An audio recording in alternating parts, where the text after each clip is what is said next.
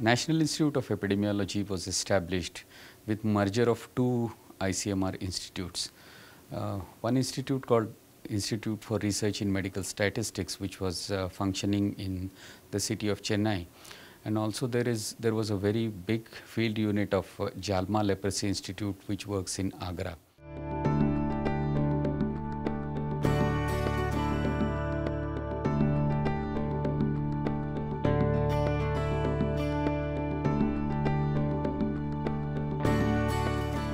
This study was initiated in 2005, and the primary aim was at that point of time to look at the prevalence of various behavioral risk factors, hypertension and obesity in a rural population.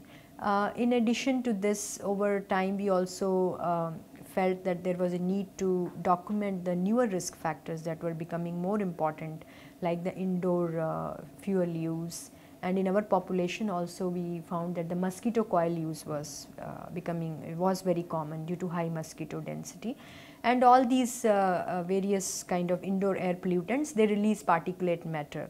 And there is a lot of research that shows that this is associated with the various metabolic diseases like diabetes as well as cardiovascular disease.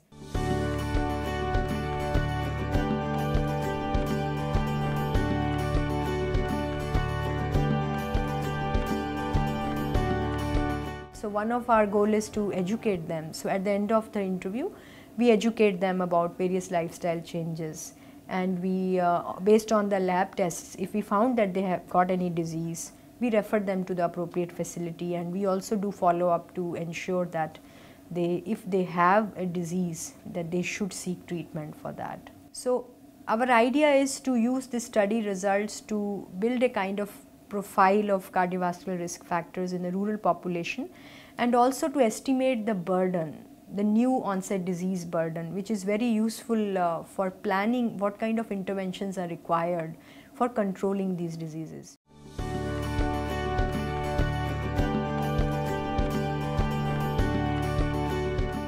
Objective is to identify the transmission dynamics of leprosy bacteria, that is Mycobacterium leprae. This study is planned in such a way we are utilizing the public health services which is already available in the state.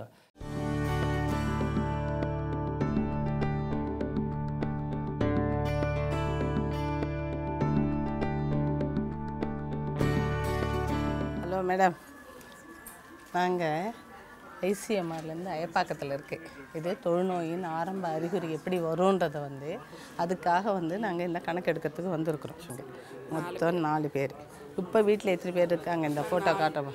நாங்கள் 4 பேரும் இருக்கீங்க. If they find anything suspected among the household members, and they will in turn refer to us, and we will examine them for leprosy, for confirming leprosy. And we will, if we find clinically that person is suffering from leprosy, we will collect the smear, slit skin smear, and we will examine them. If that is confirmed in smear testing also, we will refer them to local health facility to get treated. We say that leprosy is being eliminated long back, and but we still get new cases, and we don't know the exact mode of transmission of leprosy. That's why we want to take the environmental samples, and we want to test for viable M. leprae in the soil sample and water sample.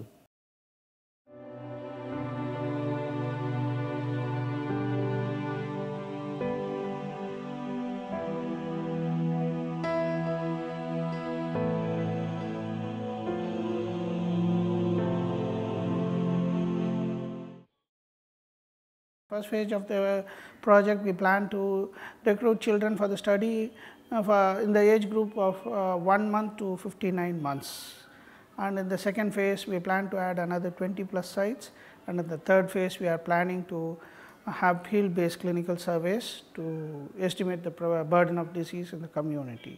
The post-admission day, the research officer goes there, he takes into the case sheets as well as the register there, and looks into the inclusion criteria and exclusion criteria, and she takes the help of physician who is managing the case, who will be actually doing the lumbar puncture as well as collects blood for her for the blood culture.